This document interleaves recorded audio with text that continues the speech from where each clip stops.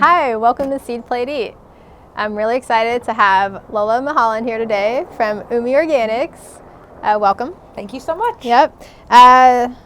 What the hell is Umi Organics? Can you tell us a little bit about that? Absolutely. I grew up in Portland and I studied Japanese since I was 5, traveled to Japan many times growing up, lived there when I was in college, and came back to Portland really passionate about local farmers, and through my connection with the Japanese American community and my friends decided it would be really amazing to take the inspiration that the Japanese have for regional cuisine and bring that philosophy here. Yeah. Make Japanese food really focused on regional farm ingredients and certified organic. And so we started with a fresh organic ramen noodle featuring whole grain barley, and we're doing a whole grain yakisoba right now in the public schools. Yeah. We do sauces, we're at farmers markets, and I just think of this as the beginning of a world of things that kind of fall into that land. And we could also find your noodles at New Seasons, correct? New Seasons, grocery stores throughout Portland, Bend, Eugene area, and then all the way to Seattle at PCC markets. Awesome. Co-ops, Washimaya. Everywhere. Yeah. Umi Organics, check it out. Cool. What are we doing today?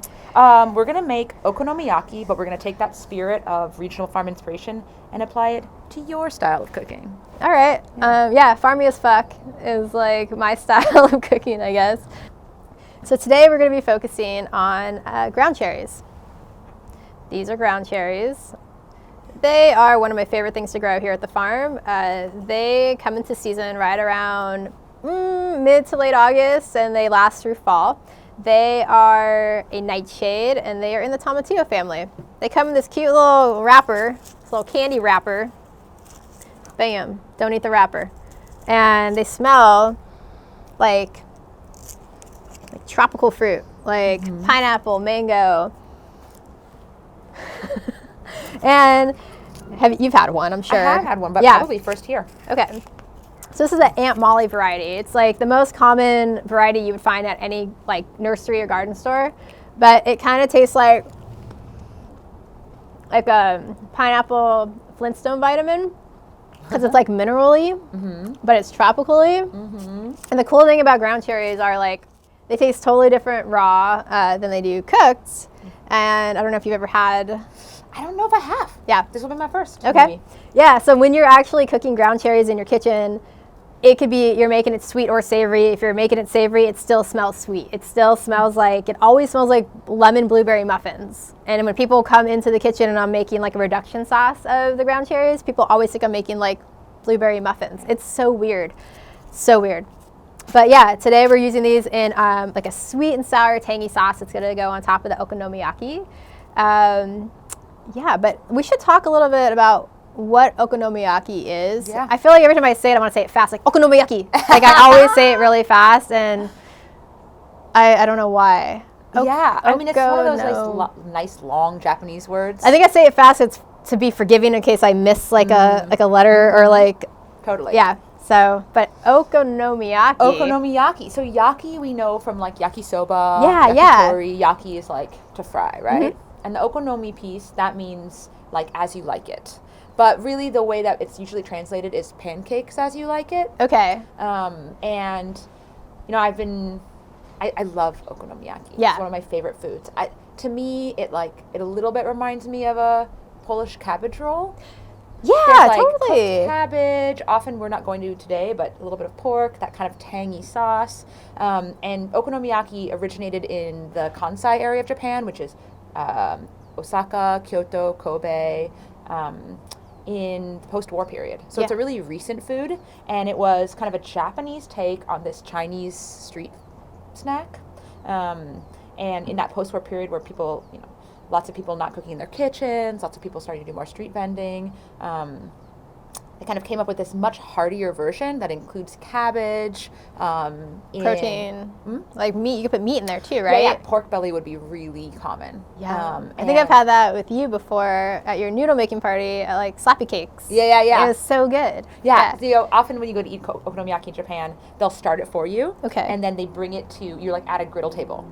And they bring it to you, and you finish it, and it just stays warm, and you like eat it and dress it, and eat it and dress it. It's like such a wonderful interactive experience. So styles of okonomiyaki, you know, it's born in the Kansai region. Osaka is really the considered the home of it. There's a really famous style in Hiroshima, and the Hiroshima style is layers of batter, cabbage, noodle, pork, egg. Yum. So kind of like the sedimentary experience. And then in Tokyo, there's something called, I think, monjayaki, if I'm saying that right. It's like much sloppier and wetter, and they do it, it's like really messy, and instead of making a perfect pancake, they have these funny little spatulas, and you just like mess it all up and eat it. What's it wet? Is that the batter that's like it's not cooked all the way through? Yeah, and or like is less, like maybe less filling. Okay. And instead of just cooking it in one pancake, you literally are just like It's like chopping it all up. yeah, you make it so messy. Okay. And then what we're gonna do today, which is modanyaki, which is like the Kansai style where everything is mixed together. But we're adding noodles. Yeah. Because we have to. Because Umi Organics, Yeah. we have to. And texture, fun texture. Yeah. And who doesn't like noodles? I love noodles. Mm-hmm. Yeah. Love noodles. So really it's a cabbage pancake. Yeah. That's what we're having. Cabbage pancake. Mm-hmm. I have also heard it called like Japanese pizza. Oh. People call it Japanese pizza because like, you have all these toppings and Yeah. yeah. But yeah, we're doing a farmy take on okonomiyaki. I've made this once before for the Culinary Breeding Network's variety showcase that they have every year. And it was a lot of fun. So I thought, let's do it. It's a perfect time of year right now where ground cherries are in season. We also have some fried nasturtium leaves, which will act as like our little salt bomb.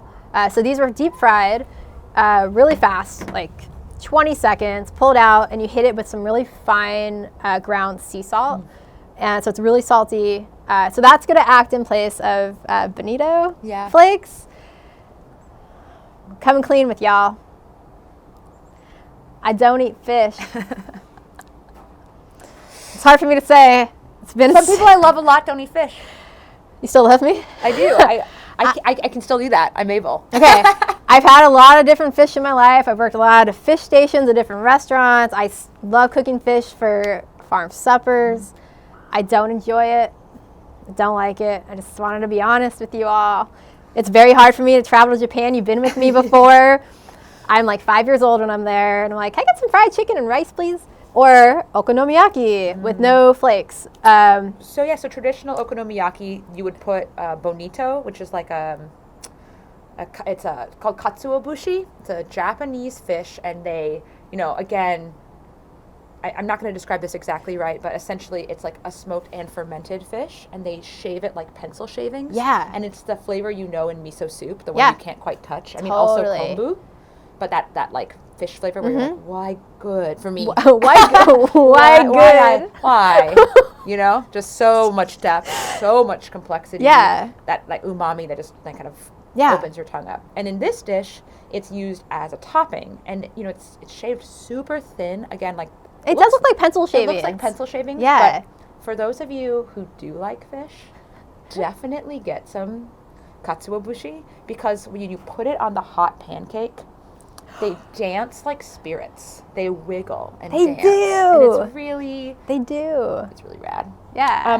One thing I was going to say that what I love about what we have going on here is that, because okonomiyaki is a relatively young food in Japan, people in Japan also feel totally free to play with it. So, mozzarella is a really popular inclusion. What? Kimchi, corn, okay. All kinds of seafood that you would not want. Yeah. It really is a template with which to have fun. Yeah, just have fun. So these are the pancakes as we like them. Farmy. And we got some nasturtium capers to keep it in the fam with nasturtium leaves, nasturtium capers. You'll find this on a mini-sode that we did recently on how to make nasturtium capers out of nasturtium seeds. And this is just some dried marigolds, also another mini-sode that we have coming out. Just beautiful confetti to add some color, add some flavor, some texture, little crunchies. So why don't we get started? You know what? I was thinking we do need one more thing to go inside our okonomiyaki. And before we get our hands dirty, why you want to do a little walk down the farm and go check out the shiso patch? Let's do it. She's so sexy. Let's go.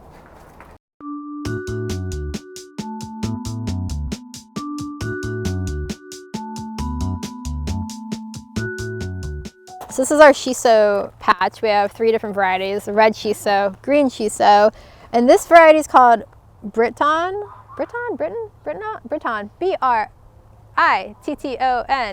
I'm gonna go with Britain. I mean, yeah, that's. I'm gonna go with that too. They are huge leaves. Like, look how huge these leaves are. As big as my hand. Like when you say perilla, which is another name for this, this is what I would call perilla. Yes. And also, I would think maybe more common in Korean cooking. Definitely, right? Yeah. So these large leaves are used as wraps. Yeah, but so pretty. So gorgeous, and the backside is red. Jesus, how seed breeders? That's how. Yeah. It's amazing. Yeah, this is the one we want. Yes. So we'll just pick a few leaves. So it's same with basil too. Like plants that grow like this, and it's hyssop the same way. You always want to pinch off in the beginning of its life the larger leaves on the side, and you'll see new little babies coming up in the armpits. That's what I call them, the armpits. See these little babes? So that actually helps promote growth. So when we like sell these to chefs, the basil, the shiso, and its hyssop, we're always just kind of pinching off evenly, like the big leaves on each side, and then it will promote new growth for those little babies coming in. And then once it gets to the point where it's like 3 feet tall, then we cut it down, and then it will still grow back. It's pretty amazing. And also you could save. It already smells so good. Oh yeah, so that. So it's like I know. Cinnamony, anisey, pungent, grassy. Yeah. So you could actually, with a lot of herbs we do here at the farm as well, we save the stalks in fall. So like we'll do the same with shiso and put them in the smoker, and it's delicious. And you get that same like shiso aroma? Yeah, just a little kiss at the end. Yeah. Oh. Also, I'm sure you've used like the flowers or like the buds that come up. Those will be here in like a month. But those are really tasty too, and people are always seeking those out. Yeah, and I always eat the green leaves fresh. Oh yeah, they're so good. Julienne it because it's powerful. Yeah, it's powerful. So strong. So strong. Yes. You can wrap things in it. Do we want more? Or is that good? Well, let's start this. Okay. Actually, I sounds think good. That's funny. We're gonna Julienne it really fine. Yeah, sounds good. All right. And I think that's it. We don't need anything else. I think we're good. It's like so nice it's like the store. Like what do we need? I know. Yeah. But not too big, just the right size. Yep. What else is going right now?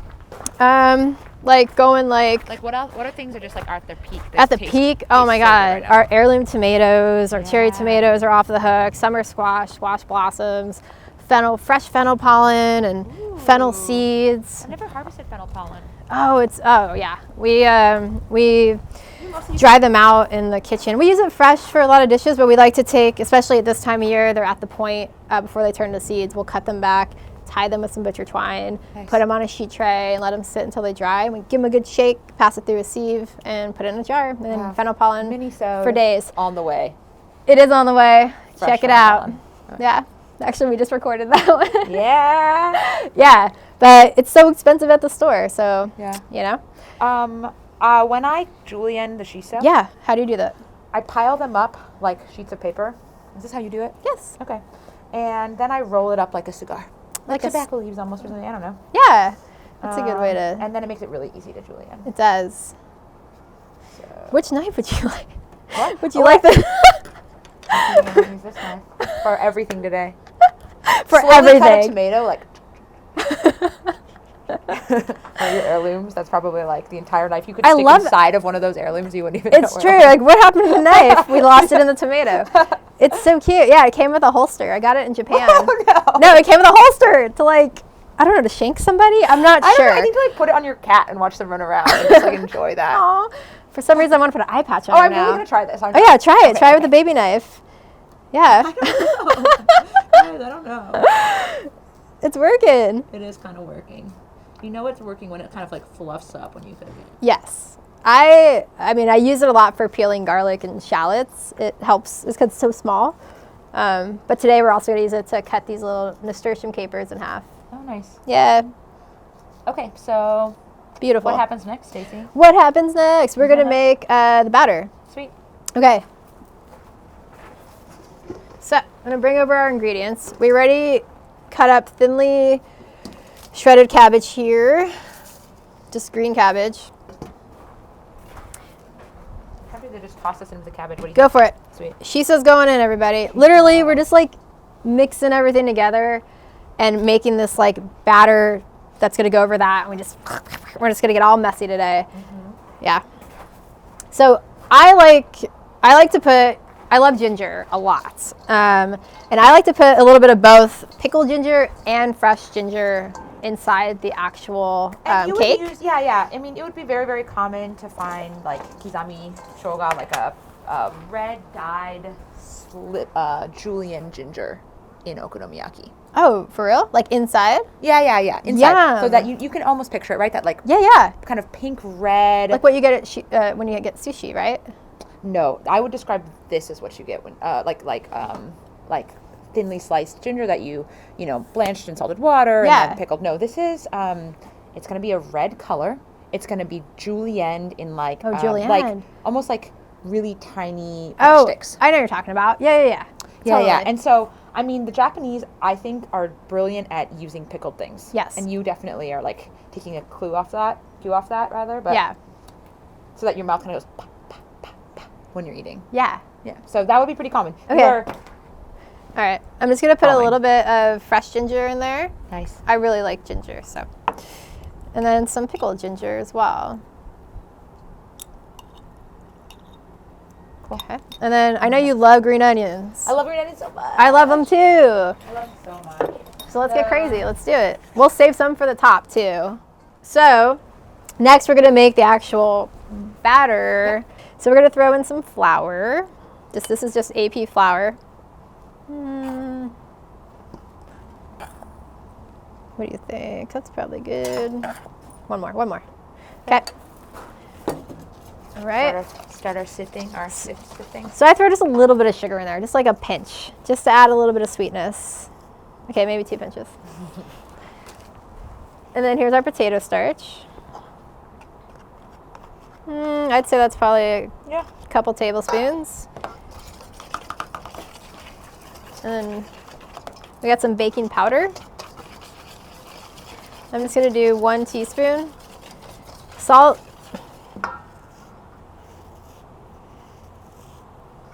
I like Chef salt. quantities of salt today. Go crazy, all right? Come on. I mean, it's gonna be all this cabbage, so you Just want to saying. be a little bit heavier. Yeah, you definitely do. Yeah. And I know this, like, the seaweed, nasturtium leaf seaweed's salty, but come on. And then a couple eggs. Wait. I'd say what, like 3 eggs? Let's start with 3. Okay. Yeah. And you can mix your eggs and water separately. This almost looks like we're about to make pasta, doesn't it? Yeah, it totally does. There it is. Hit me with some water. Cool. Okay.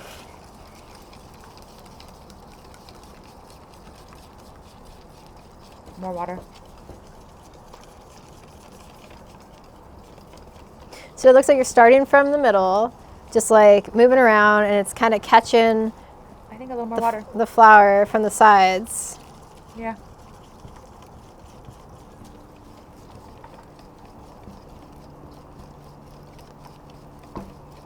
Smells like pancakes. Yes, sure does.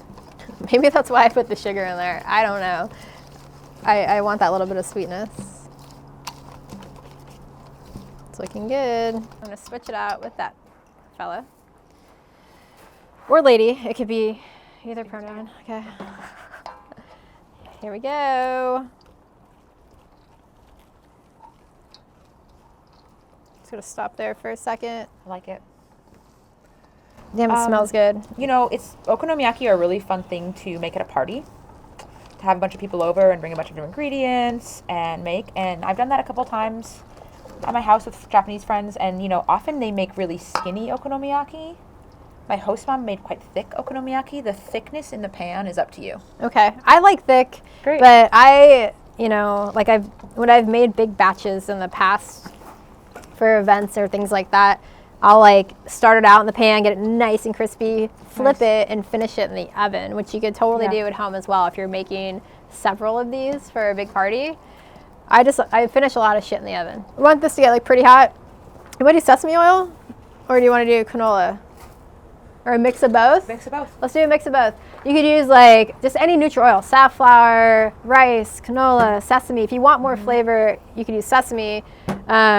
But we'll do a mix of both so it's not too sesame-like. Yeah. That's totally fine. You just don't want to use olive oil or something. that might change the flavor. It would, yeah. I mean, you're right. It would make it something else. But if it's all you have, it's okay. I say cook with what you have. Yeah, Catherine Doimling, cook with what you have. It's true. Yeah, shout out. Shout out Love to you. our lady who we love. Love you. That's right. Yeah. Yeah, you guys should follow her and check her out. You can find her all over Portland doing food demos. Yeah. She's amazing. We love her so much. Totally. Maybe we'll have her on as a guest. She's great. should. Oh my God. This is new. Second episode. Episode 2. Here we are. So our pan is there. It's hot. So I'm going to put some oil in. A little bit of sesame as well. Coat the pan.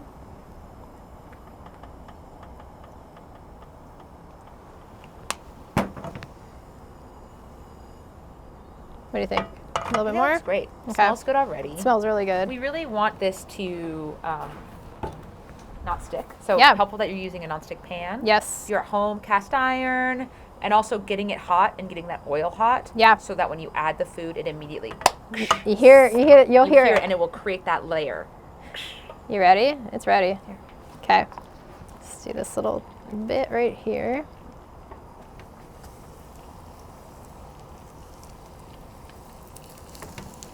Okay. You can start there and see if you want to add more.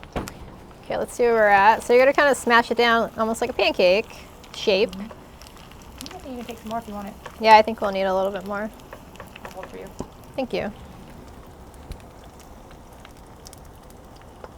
This will be my first time putting shiso in. I'm stoked. I am too. Yeah. You could also finish it with, so we make shiso salt here at the farm. So we just like dehydrate the leaves. I like they hold up the pretty red. well? Yeah. Wow. You just make a powder out of it and then add it to some like really nice sea salt, like Malden sea salt or Jacobson sea salt, and it's really tasty. Yeah, this is gonna be good. Yeah. So you really want to like pack it down there. Make sure there's no gaps anywhere. And then it's kind of going to form into, you know, like bind together. We have the potato starch in there, like a little pancake. And I started it out on high. I'm just going to kind of put it between high and medium. We don't want to burn it, but we do want to get some color on there and make sure it just comes together before we try to flip it, attempt to flip it. We're doing a vegetarian version of this, but fairly traditional would be to be laying pieces of pork belly along the top. Yeah. And your nudes. The nudes. Son of a gun. You know what? I like it though. This is gonna be truly farm style. Yep. Hey guys, Hey guys. welcome to the nudes. Nudes. In the nudes. right here. Noodz. In it right here. Yep. These are our Umi organic ramen noodles, and they have some whole grain barley in them. So you're gonna see that kind of those flecks, and it's gonna give it a nutty flavor and a lot of like fiber, iron, So protein. good. But we still are aiming for a noodle that has that koshy, chewy texture. And you know what we're gonna do? What are we We're gonna gonna do? like hybrid us some some Kansai Hiroshima style. We're just gonna press some noodles along the top. Okay. I like this idea. This is our pork belly of the day. yes. Who needs pork belly when you have noodles? Yeah. And you know what's gonna be so cool about doing it this way? Is that we're gonna get crispiness on the noodles. So if we had done it in the batter, which we can do with this next batch, it would give you that chewy, chewiness.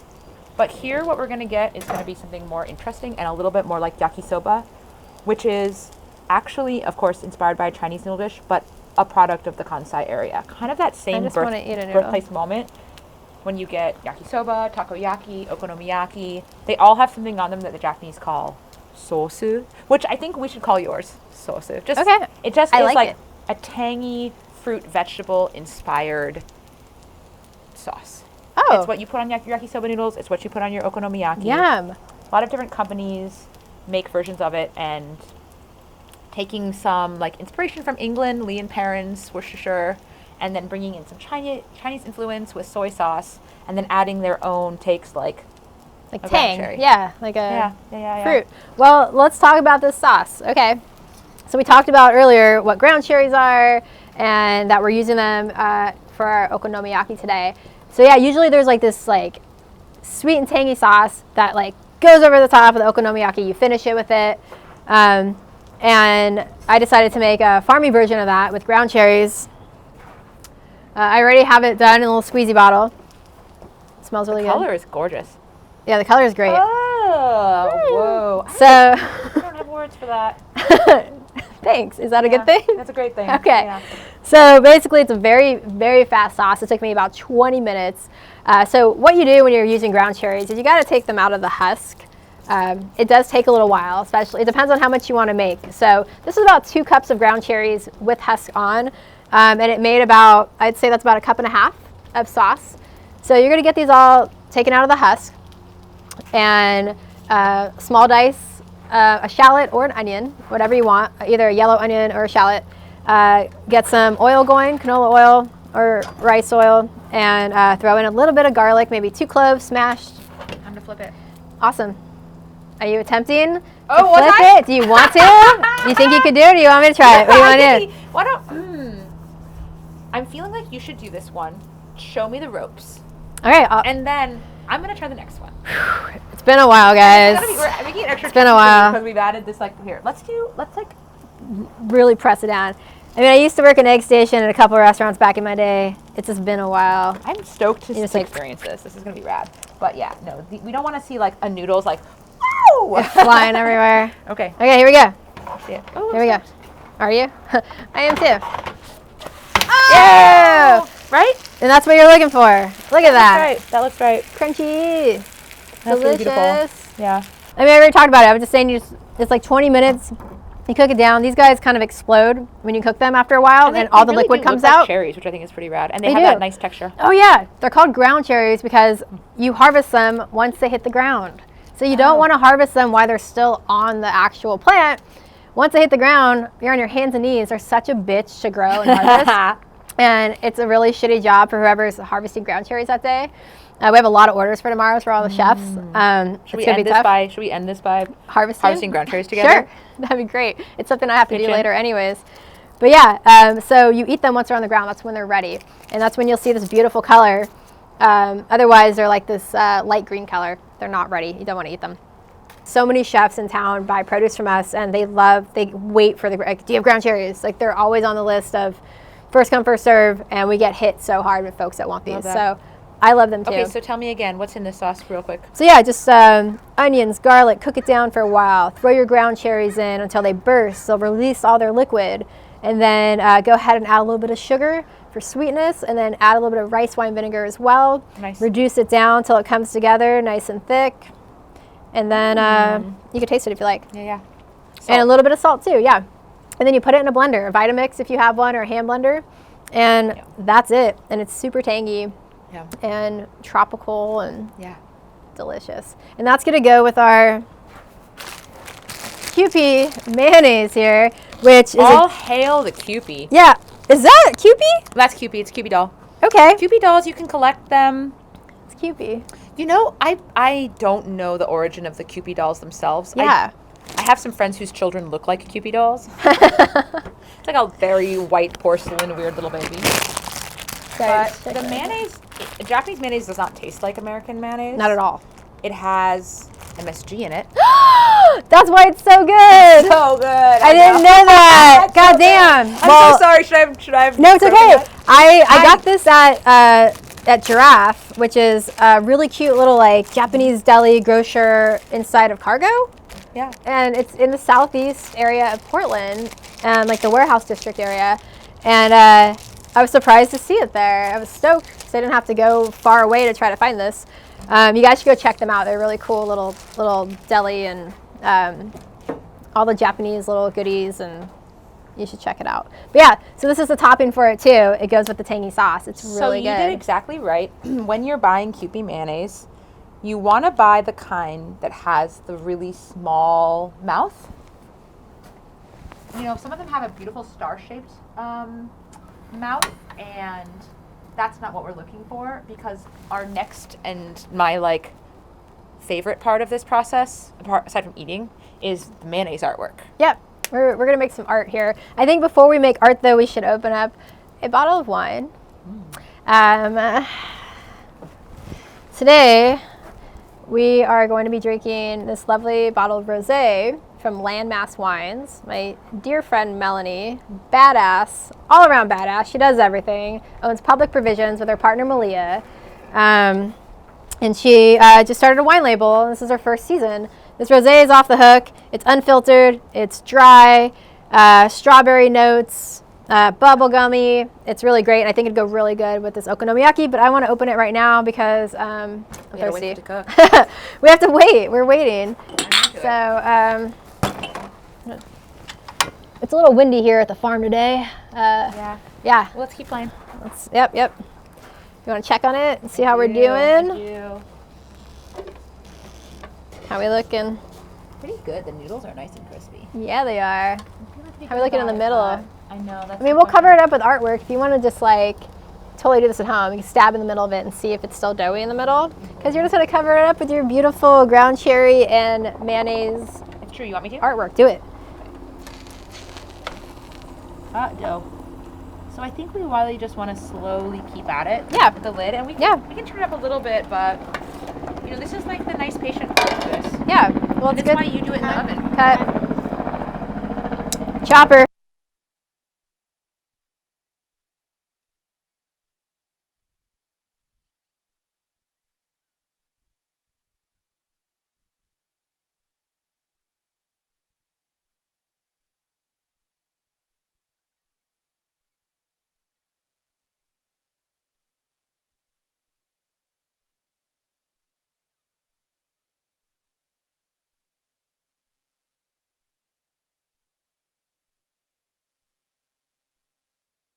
Thank you.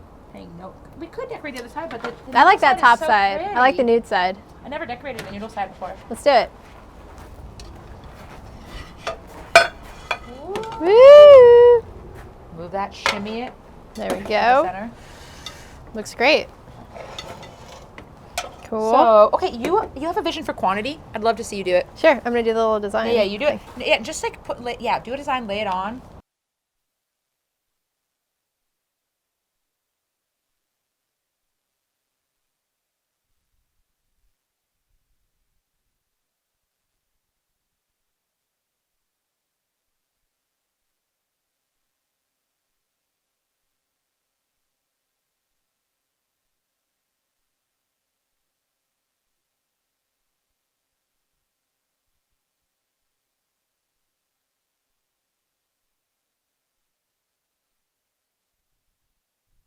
All right.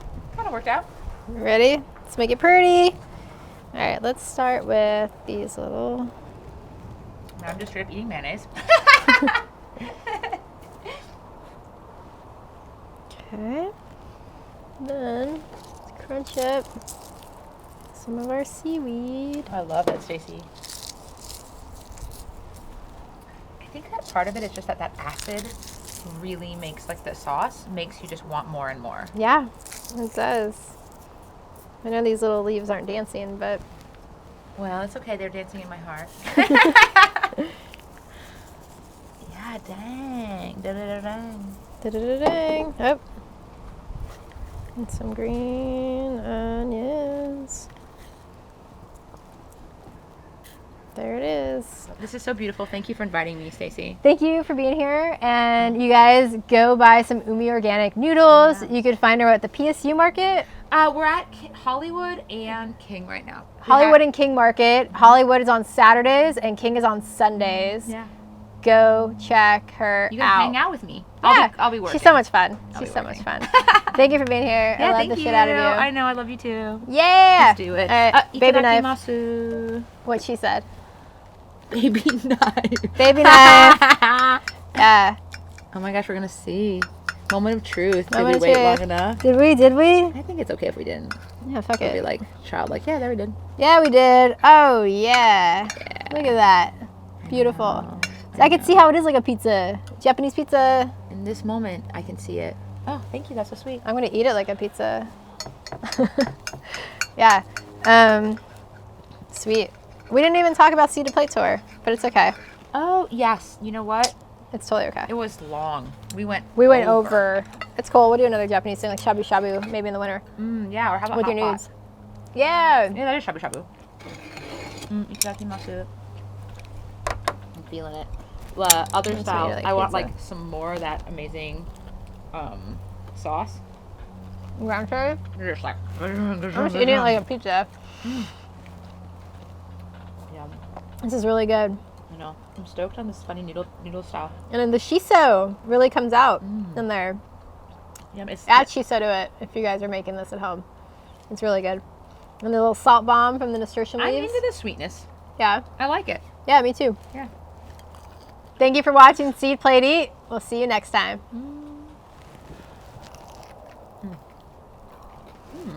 I mean, yum, the mayonnaise. Hi. God, they really know how to make mayonnaise. there. MSG.